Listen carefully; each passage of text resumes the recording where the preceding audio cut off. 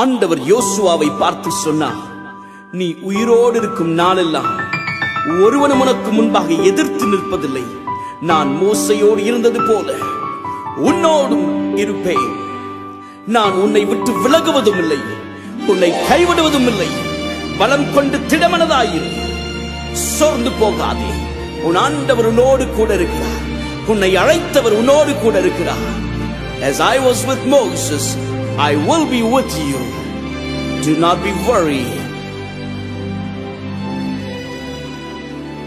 நான் ஒருபோதும் உன்னை கைவிடுவதில்லை என்றுரை செய்தேன் அன்றோ. நான் ஒருபோதும் உன்னை கைவிடுவதில்லை என்றுரை செய்தேன் அன்றோ. கடலாழத்திலும் அக்கினி சூளையிலும் உன்னை காத்திரும் பலமானன்றோ. விஷ சர்ப்பங்களோ சிங்க கூட்டங்களோ பயம் வேண்டாமும் அருகில் என்றுரை செய்தவரை ஆராதிப்போம். ஆவியின் ஆராதனை.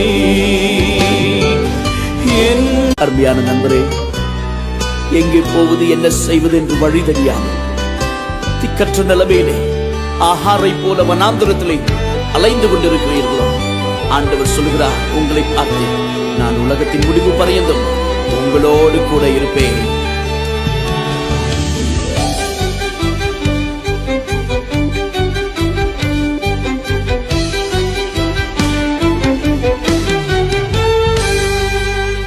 ஆறுதல் தர ஒரு வார்த்தை இல்லை, என்ன வந்தாலும் பயமே இல்லை.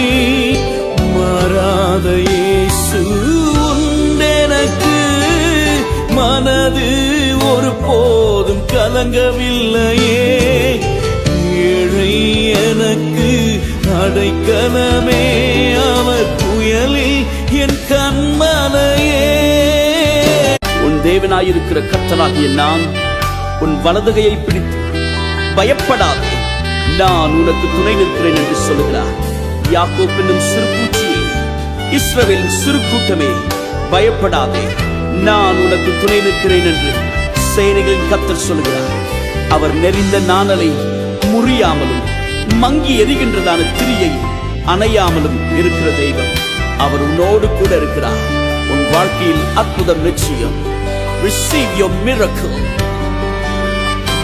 சோர்ந்து போகாதீர்கள், அப்பா உங்களோடு கூட இருக்கிறார். நிந்தைகள் உன்னை சூழ்கின்றதோ, தம் கரங்கள் என்றும் உயர்ந்திடுமே. நல்வசனத்தின் வல்லமையாய் வல்லவரின் சமூகம் நிறைந்திடுமே. எலியாவின் தேவன் எங்கே என்ற